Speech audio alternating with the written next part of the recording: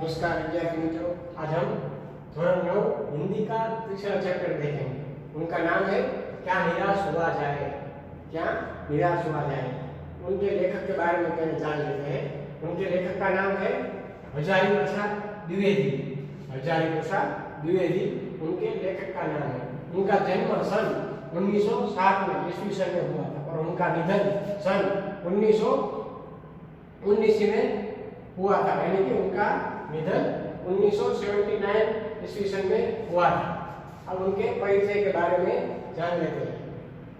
आचार्य हजारी प्रसाद द्विवेदी का जन्म बलिया उत्तर प्रदेश के जिले के दुबे का छपरा नामक गांव में हुआ था। उनका जन्म, उनका पूरा नाम है आचार्य हजारी प्रसाद द्विवेदी। उनका जन्म बलिया यानी कि उत्तर प्रदेश में आया हुआ, उत्तर प्रदेश के जिले के दुबे का छपरा नामक कोई गांव है, वहां उनका जन्म हुआ था। पारिवारिक परंपरा अनुसार संस्कृत का अध्ययन शुरू करके उन्होंने हिंदू काशी विश्वविद्यालय से ज्योतिषाचार्य की परीक्षा उत्तीर्ण की।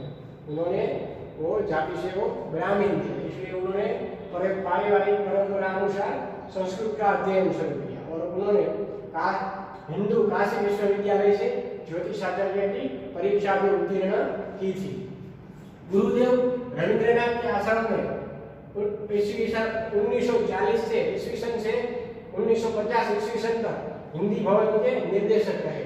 वो उनके गुरुदेव जो रविंद्रनाथ थे, उनके आश्रम में उन्होंने 1940 से 1950 तक ईस्वी सन तक वो हिंदी भवन के निर्देशक भी रह चुके हैं। तत्पश्चात काशी विश्व हिंदू विश्वविद्यालय वाराणसी एवं पंजाब विश्वविद्यालय चंडीगढ़ में हिंदी विभाग के प्रोफेसर तथा अध्यक्ष पद पर कार्य किया। उन्होंने काशी हिंदू विश्वविद्यालय एवं पंजाब विश्वविद्यालय एवं चंडीगढ़ में हिंदी विभाग के प्रोफेसर तथा अध्यक्ष पद पर उन्होंने अध्यक्ष पद पर भी उन्होंने कार्य किया। भारत सरकार ने उन्हें पद्म भूषण की उपाधि से सम्मानित किया। भारत सरकार ने उन्हें पद्म भूषण नामक उपाधि से उनको सम्मान भी किया था। अब उनकी रचना के बारे में भी जान लेते हैं। हिंदी साहित्य जगत में द्विवेदी जी एक निबंधकार, उपन्यासकार एवं समालोचक तथा शोधकर्ता, इतिहासकार के रूप में प्रचलित थे। वो हजारी प्रसाद द्विवेदी जी वो हिंदी साहित्य में एक निबंधकार के रूप में, एक उपन्यासकार, एक समालोचक तथा एक शोधकर्ता, इतिहासकार के रूप में वो सदा प्रचलित थे। अशोक के फूल, विचार कला, कूटज, कलकलता आदि निबंध संग्रह, वो उनका ये निबंध संग्रह उन्होंने लिखा है, वो उनका नाम है अशोक के फूल, विचार कला, कूटज, कलकलता आदि उनके निबंध संग्रह है। बाण भट्ट की आत्मकथा, पुनर्नवा, चारुचंद्र लेख, अनाम दास का पौधा, उपन्यास, और उनका जो उपन्यास जो उन्होंने लिखा है वो उनका नाम है, उनमें आता है बाण भट्ट की आत्मकथा, बाण भट्ट की आत्मकथा, पुनर्नवा, चारुचंद्र लेख, अनाम दास का पौधा एवं ये सब उनके उपन्यास है। तथा कबीर, सूरदास, हिंदी साहित्य का आदिकाल, साहित्य सहचर, हिंदी साहित्य उद्भव और विकास यानी कि हिंदी साहित्य की भूमिका आदि आलोचना तथा इतिहास ग्रंथ है। ये इनके इतिहास के ग्रंथ का नाम है। उनमें है कबीर, सूरदास, वो हिंदी साहित्य का, और आदिकाल, साहित्य सहचर, हिंदी साहित्य का उद्भव और विकास यानी कि हिंदी साहित्य की भूमिका, ये सब उनके आदि आलोचना तथा ये सब उनके ऐतिहासिक ग्रंथ है। जो उन्होंने इतिहास के ऊपर लिखा है उनके सब ऐतिहासिक ग्रंथ है।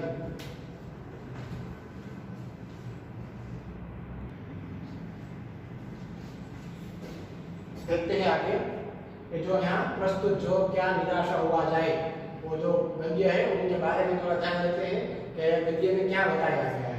प्रस्तुत निबंध में द्विवेदी जी ने यह समझाया है कि तत्कालीन भारतीय समाज में व्याप्त अनाचार केवल बाहरी स्तर पर है। उन्होंने ये जो क्या निराशा हुआ जाए, वो जो आज हम पढ़ने वाले हैं उनमें, उसमें उन्होंने समझाया है द्विवेदी जी ने कि तत्कालीन भारत के समाज में व्याप्त और अनाचार के केवल बाहरी स्तर पर ही है। वास्तव में आज भी लोगों में मानवीय मूल्यों के प्रति आस्था कायम है। जो वास्तव में क्या अभी के जमाने में अभी वास्तव में आज भी लोगों में मानवीय मूल्य का प्रति आस्था अभी भी कायम है। अपने जीवन में घटित कुछ घटनाओं के द्वारा बताया है कि हमें निराशा नहीं होना चाहिए। उन्होंने ये जो क्या निराशा हुआ चाहिए वो गद्य में उन्होंने अपनी जीवन में जो घटित हुआ है ऐसी घटनाओं के बारे में कुछ बताया है कि हमें निराश नहीं होना चाहिए, अपितु हमें जीवन में प्रति आस्थावान बने रहना चाहिए। उन्होंने यहाँ उनके अपने जीवन में घटित कुछ घटनाओं द्वारा बताया है कि हमें कभी भी निराश नहीं होना चाहिए, अपितु जीवन में प्रति आस्थावान सदैव रहना चाहिए। वो उन्होंने जो क्या निराशा हुआ चाहिए वो गद्य में बताया है। आप देखते हैं गद्य।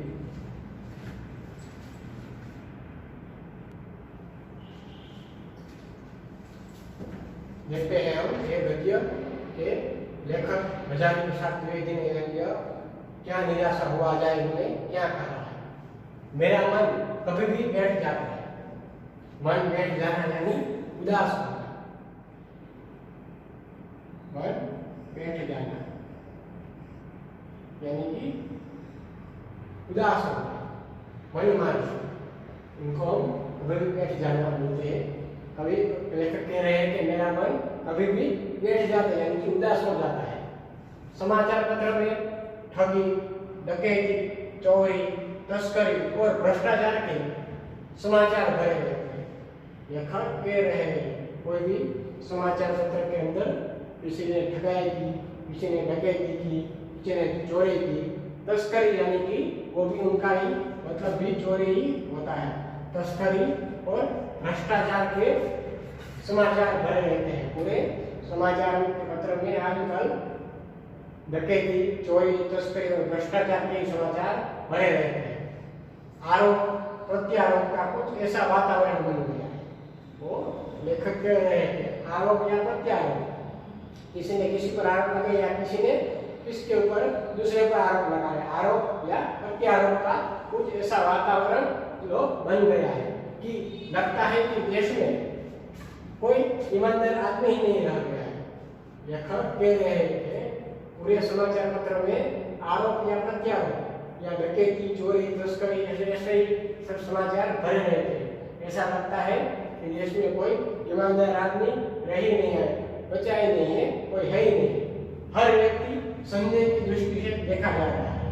हर व्यक्ति को संदेह की दृष्टि से देखा जा रहा है। हर व्यक्ति को एक आरोपी, संदेह या किसी के ऊपर विश्वास के रूप से नहीं देखा जा रहा है, अविश्वास से ही सभी को दिखा जा रहा है, संदेह की दृष्टि से दिखा जाता है। जो जितने ही उस ऊंचे पद पर है उनमें उतने ही अधिक दोष दिखाए जाते हैं। यानी कि लेखक कह रहे हैं तो कितना भी बड़ा भी कितने भी बड़े पद पर हो लेकिन उनके ही दोष सबको दिखाए जाते हैं कि ये ऐसा है, ये ऐसा है। बड़े पद पर है उसका कुछ नहीं है लेकिन सबके दोष ही दिखाए जाते हैं। एक बहुत बड़े आदमी ने मुझसे एक बार कहा था, और लेखक कह रहे हैं एक बड़े आदमी ने मुझे, बहुत बड़े आदमी ने मुझे ऐसा कुछ कहा था। क्या कहा था कि इस समय सुखी वही है जो कुछ नहीं कर सकता। यानी कि लेखक कह रहे हैं कि एक बड़े आदमी ने मुझे ऐसा कुछ कहा था कि इस समय सुखी वही है जो कुछ नहीं करता, बैठा ही रहता है वही सुखी है। जो कुछ भी करेगा उसमें लोग दोष खोजने लगेंगे। यानी कि जो कोई भी कार्य करेगा, कोई भी कुछ भी करेगा तो उसमें सब लोग दोष दिखने लगेंगे। कार्य कितना किया है या अच्छा कार्य किया है, बहुत अच्छा कार्य है वो नहीं देखेगा, लेकिन उसके दोष देखने लगेंगे सब। ये इसमें ये अच्छा नहीं है, इसमें ये अच्छा नहीं, ऐसा सब दोष खोजने लगेंगे। उनके उसके सारे गुण भुला दिए जाएंगे और दोषों को बढ़ा चढ़ा कर दिखाए जाने लगेगा। जो हमने कहा कि उनके दोष गिनते हैं लोग, वैसे ही उसके सारे गुण भुला देंगे।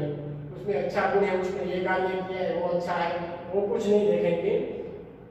उनके ये सारे गुण भुला दिए जाएंगे और दोषों को बढ़ा चढ़ाकर दिखाया जाएगा। जो इसने बहुत अच्छा कार्य किया, बहुत बड़ा कार्य किया है वो नहीं देखेंगे, लेकिन छोटी सी अगर किसी ने गलती कर दी तो वो बढ़ा चढ़ाकर दिखाया जाएगा, उनके दोष दिखाए जाने लगेगा। दोष किससे नहीं होते? लेखक कह रहे हैं दोष किस में नहीं होते, दोष सभी में होते हैं, कोई भी दोष के बिना नहीं होता है, सभी में थोड़े थोड़े दोष रहते हैं, वैसा लेखक कह रहे हैं। यही कारण है कि हर आदमी दोषी अधिक दिख रहा है। लेखक कह रहे हैं कि दोष किसमें नहीं होता है, और यही कारण है कि हर आदमी दोषी अधिक दिख रहा है, उसके गुण की कुछ वैल्यू यानी कि मूल्य नहीं है, गुणी कम या बिल्कुल ही नहीं, यानी कि जो भी आदमी है वो गुणी कम, थोड़ा कम गुणी होना चाहिए या तो बिल्कुल गुणी नहीं होना चाहिए, ऐसा अब लग रहा है। स्थिति अगर ऐसी है तो निश्चय ही चिंता का विषय है। लेखक कह रहे हैं कि अगर ऐसी स्थिति है कि हर सुबह देखो तो समाचार पत्र में डकैती, चोरी, तस्करी का समाचार, तस्करी और भ्रष्टाचार के समाचार दिखाई देते और हर व्यक्ति को संदेह की दृष्टि से दिखाया जा रहा है, उसमें कुछ अच्छा है वो नहीं देखते हैं और उसके दोषी खोजने लगते हैं सब, उसके सारे गुण भुला दिए जाते हैं, अगर और उनका दोष है वो बढ़ा चढ़ाकर दिखाने लगते हैं, जानने लगते हैं सब। और दोष किसमें नहीं होता है, वो यही कारण है कि हर व्यक्ति को दोषी अधिक दिख जा रहा है, अगर ये जो गुणी बिल्कुल भी नहीं, अगर ऐसी स्थिति है तो ये विषय चिंता का विषय है, ऐसा नहीं होना चाहिए, विषय चिंता का विषय है। क्या यही भारतवर्ष है? लेखक ने कहा है क्या यही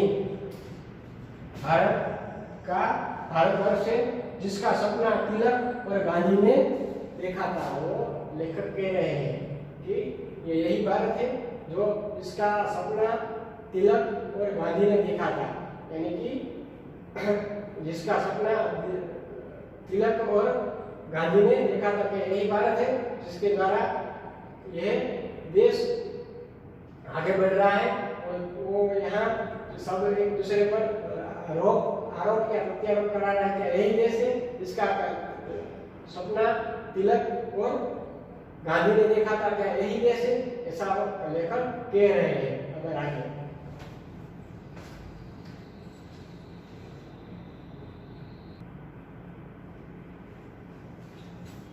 देखते हैं, आगे लेखक कहते हैं क्या यही है वो भारत जिसका सपना तिलक और गांधी ने देखा था, यानी कि गांधी जी को बाल गंगाधर राव तिलक ने जो सपना देखा था वो यही है भारत। अब आगे रविंद्रनाथ टैगोर और मदन मोहन मालवीय का यह महान संस्कृत सभ्य भारतवर्ष किसी अतीत के गह्वर में डूब गया है। रविंद्रनाथ टैगोर और मदन मोहन वो जो मालवीय का महान संस्कृत सभ्य और भारतवर्ष के किसी अतीत यानी कि भूतकाल बीता हुआ समय गह्वर के गड्ढे में डूब गया है, और लेखक ऐसा कह रहे हैं। आर्य और द्रविड़, हिंदू और मुसलमान, यूरोपीय और भारतीय आदर्शों की मिलन भूमि महामानव समुद्र क्या सुखी गया?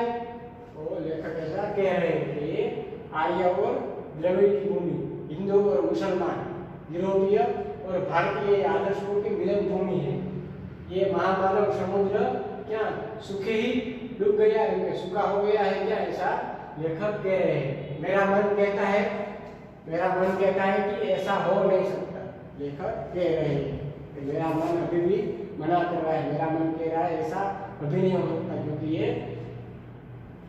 हिंदू और मुसलमान, यूरोपीय और भारतीय आदर्शों की मिलन भूमि है, महामानव समुद्र है, ऐसा लग रहा है कि सूख गया है, लेकिन ऐसा हो नहीं सकता, ऐसा मेरा मन नहीं मानता है, क्योंकि ये भारत की भूमि रविंद्रनाथ टैगोर और मदन मोहन मालवीय का ये संस्कृत भारतवर्ष के ये अतीत के गहरे में डूब गया है, ऐसा कह रहे हैं।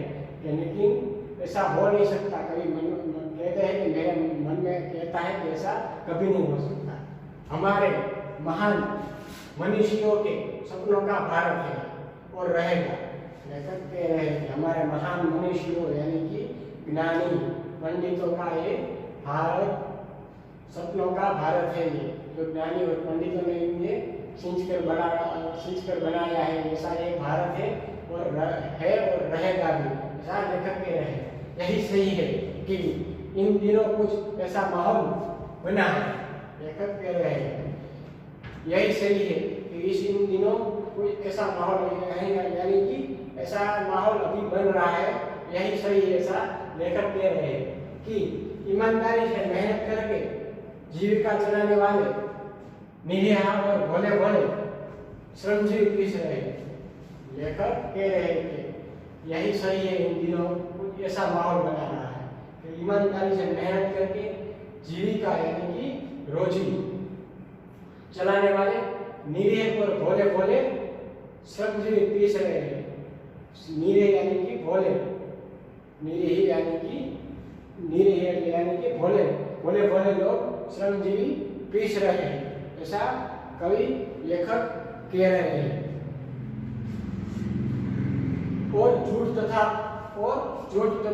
तथा फरेब का रोजगार करने वाले फूल रहे हैं। लेखक कह रहे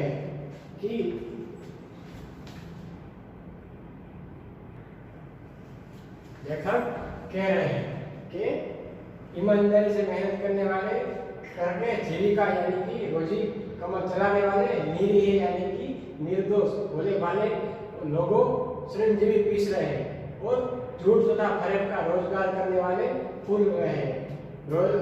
फरेब यानी कि धोखा, फरेब का या धोखा का रोजगार करने वाले फूल रहे हैं, यानी कि वो आगे आ रहे हैं, पैसे वाले हो रहे हैं।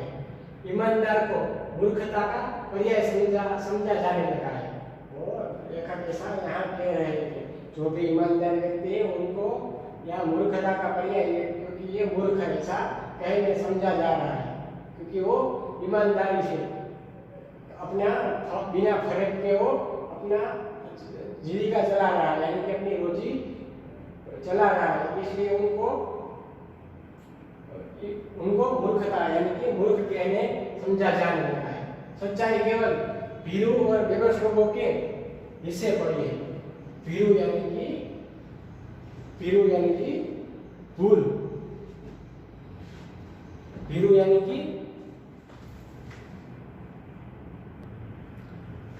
कि डरपोक, बेबस, ऐसा भीरू यानी कि डरपोक और बेबस लोगों के हिस्से पड़ी है, क्योंकि सच्चाई केवल भीरू यानी कि डरपोक लोगों के, बेबस के लोगों के हिस्से ही पड़ी है, ऐसा यहाँ कवि लेखक कह रहे हैं कि जो अपनी मेहनत से आजीविका चलाते हैं उनको निरीह यानी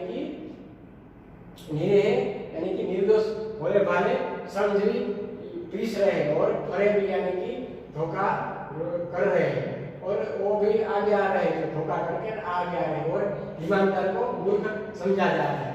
सच्चाई केवल यही है, भीरू बेबस लोगों के हिस्से पड़ी है, यानी कि डरपोक लोगों के हिस्से पड़ी है। ऐसी स्थिति में जीवन के महान मूल्यों के बारे में लोगों की आस्था ही हिलने लगी है, यानी कि लेखक कह रहे हैं कि लोगों ऐसी स्थिति में कि जीवन में ऐसा महान मूल्यों के बारे में लोगों की आस्था भी हिलने लगी है। यानी कि आस्था यानी कि विश्वास, यानी कि लोगों का विश्वास ही हिलने लगा है, क्योंकि सब जगह बेबसी यानी कि फरेब हो रहा है, परंतु ऊपर जो कुछ दिखाई दे रहा है वो बहुत ही हल्की मनुष्य निर्मित नीतियों की त्रुटियां की देन है। लेखक कह रहे हैं कि जो ऊपर जहाँ कुछ दिखाई दे रहा है लोग फरेब कर रहे हैं, आजीविका चलाने वाले जो मेहनत से पैसा कमा रहे हैं उन लोगों को निरीह मूर्ख समझा जाने लगा है। वो ऊपर कुछ ऐसा दिखाई दे रहा है, वो मनुष्य की निर्मित नीतियों की त्रुटियां की देन है। मनुष्य निर्मित यानी कि मनुष्य ने बनाई हुई, त्रुटियां यानी कि भूल, यानी कि मनुष्य ने बनाई हुई नीतियों की त्रुटियां है, यानी कि मनुष्य ने जो बनाया है उनके ही भूल का ये देन है, इसलिए सब ऐसा हो रहा है, ऐसा लेखक यहाँ पर कह रहे हैं। अब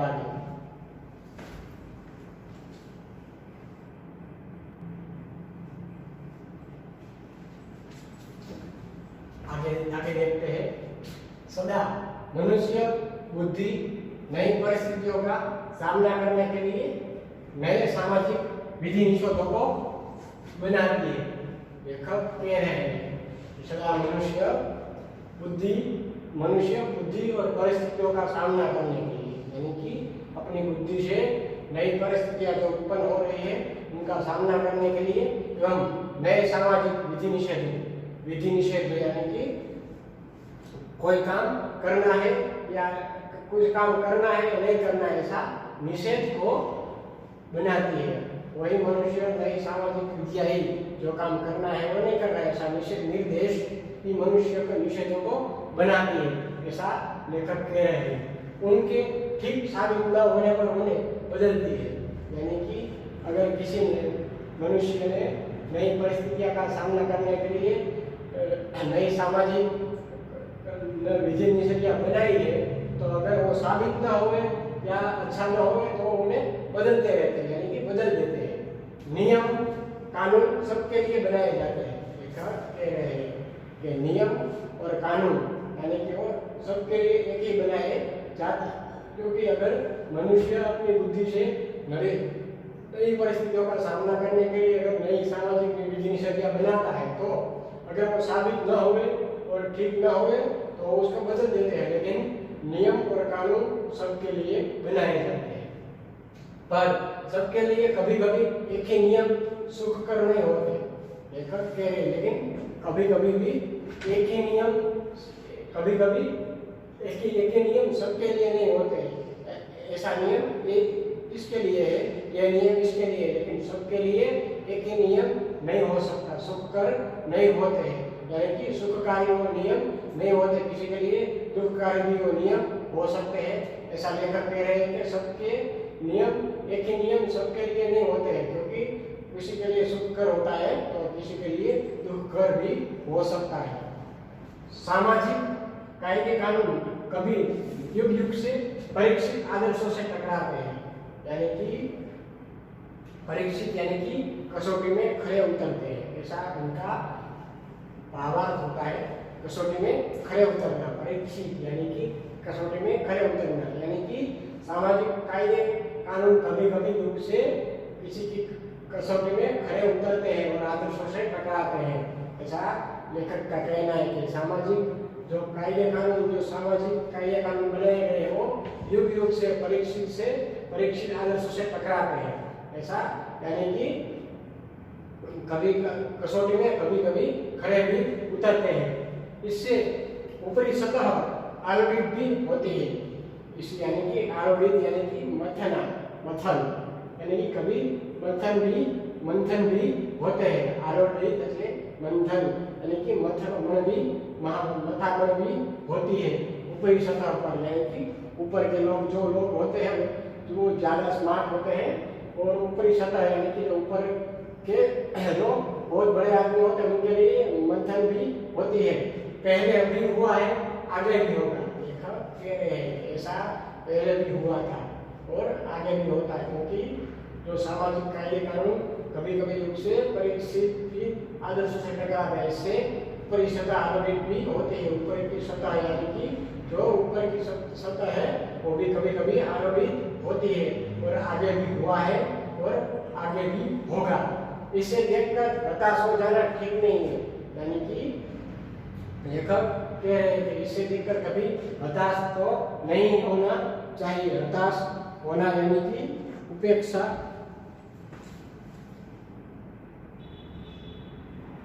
लेखक कह रहे हैं कि इसे देखकर कभी हताश हो जाना ठीक नहीं, यानी कि दुखी हो जाना, हताश यानी कि दुखी हो जाना ठीक नहीं है। भारतवर्ष में कभी भी भौतिक वस्तुओं का संग्रह को बहुत अधिक महत्व नहीं दिया है, यानी कि ये भारतवर्ष जो भारत की भूमि है उन्होंने कभी भी भौतिक वस्तुओं के संग्रह को कभी अधिक महत्व यहाँ नहीं मिला है, ऐसा लेखक कह रहे हैं। उसकी दृष्टि से मनुष्य के भीतर जो महान आंतरिक तत्व स्थिर भाव से बैठा हुआ है वही चरम और परम है, कह रहे हैं। कभी भी भारतवर्ष ने कभी भौतिक वस्तुओं को संग्रह को बहुत अधिक महत्व नहीं दिया है, लेकिन उसकी दृष्टि दृष्टि से अगर मनुष्य के भीतर जो महान आंतरिक और आंतरिक यानी कि भीतर, भीतर आंतरिक यानी कि भीतर, जो भीतर तत्व स्थिर यानी कि अटल, स्थिर यानी कि अटल भाव से जो बैठा है वही चरम और परम है। ऐसा लेखक यहाँ पर कह रहे हैं कि जो उसकी दृष्टि से जो मनुष्य भीतर के महान आंतरिक और स्थिर भाव से बैठा हुआ है वही चरम और परम है। लोभ, मोह, काम, क्रोध आदि विकार मनुष्य में स्वाभाविक रूप से विद्यमान रहते हैं। लेखक कह रहे हैं कि लोभ, मोह और काम, क्रोध और आदि विकार मनुष्य में स्वाभाविक रूप से विद्यमान रहते हैं। यानी कि विद्यमान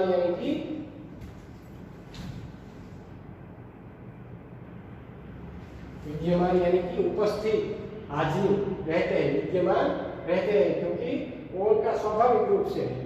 काम, लोभ, मोह, काम, क्रोध आदि विकार मनुष्य के अंदर स्वाभाविक रूप से उपस्थित या हाजिर रहते हैं, पर उन्हें प्रधान शक्ति मान लेना और अपने मन तथा बुद्धि को उन्हीं इशारों पर छोड़ देना बहुत निकृष्ट आचरण है।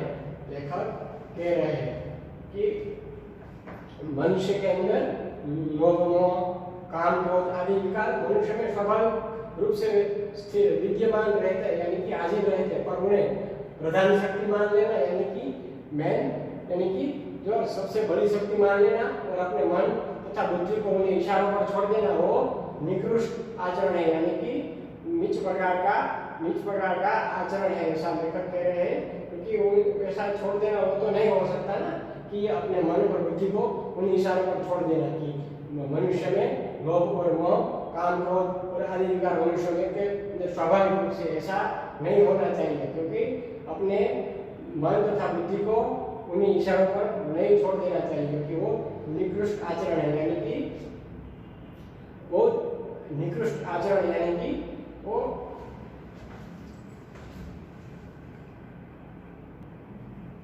निकृष्ट प्रकार का आचरण है, ऐसा लेखक कह रहे हैं। भारतवर्ष ने कभी भी उन्हें उचित नहीं माना, क्योंकि भारतवर्ष ये भूमि, कवि ने, लेखक ने पहले भी वो कहा था कि ये भारत की भूमि मनुष्यों यानी कि ज्ञानी और पंडितों की भूमि है, और वो भारतवर्ष ने कभी उन्हें उचित नहीं माना है कि अपनी बुद्धि को, अपनी यानी कि अपने स्थिर भाव को लोभ, मोह, काम, क्रोध आदि विकार और मनुष्य में स्वाभाविक जो विद्यमान रहते हैं उन्हीं प्रधान शक्ति मान लेना और उन्हीं पर तथा मन और बुद्धि को उन्हें इशारों पर छोड़ देना वो बहुत निकृष्ट आचरण है। उन्हें भारतवर्ष ने कभी भी उचित नहीं माना है, ऐसा लेखक कह रहे हैं। उन्हें सदा संयम और बंधन से बांधकर रखने का प्रयत्न करना चाहिए। लेखक कह रहे हैं उन्हें सदा संयम और बंधन से बांध कर रखने का प्रयत्न करना चाहिए। संयम यानी कि मन को अपने काबू में रखने का, बंधन से बांध कर रखने का प्रयत्न करना चाहिए। ऐसा लेखक कह रहे हैं कि ऐसा नहीं है कि कभी भारतवर्ष ने कभी इनको उचित नहीं माना है। उन्हें संयम यानी कि बंधन से बांध कर रखना चाहिए, संयम से बांधकर बंधन से बांधकर रखने का प्रयत्न करना चाहिए, क्योंकि मन को हमेशा काबू में ही रखना चाहिए। ऐसा यहाँ लेखक कह रहे हैं, क्योंकि मनुष्य के अंदर काम, क्रोध, लोभ, मोह आदि सब विकार सदा में विद्यमान हाजिर रहते हैं, इसलिए उन्हें उनके मन और बुद्धि को इनके इशारों पर नहीं छोड़ना चाहिए, क्योंकि अगर ऐसा हुआ वो बहुत निकृष्ट आचरण यानी कि बहुत अधम प्रकार का आचरण कहलाता है। इसलिए भारतवर्ष ने भी कभी उन्हें उचित नहीं माना, क्योंकि ये हमारी भारतवर्ष की भूमि ये मनीषियों यानी कि ज्ञानी और पंडितों की भूमि है, इसलिए उनको कभी वो उचित नहीं मानते, इसलिए उन्हें सदा संयम और बंधन से बांध कर रखना चाहिए, मन को अपने काबू में कर रखना चाहिए।